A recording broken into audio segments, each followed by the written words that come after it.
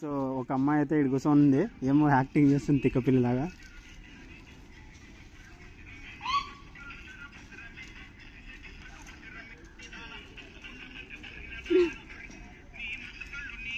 అరే ఏం చేస్తున్నావు భద్రా?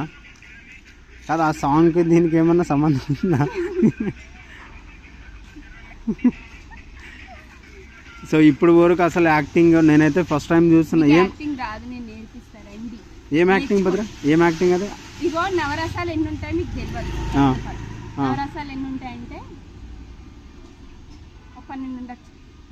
ఏంటి నవరసాలు అంటే? ఏంటి నవరసాలు అంటే? అన్ని రకాల రసాలు కలిపి పెట్టేదాన్ని నవరసాలు అంటారు.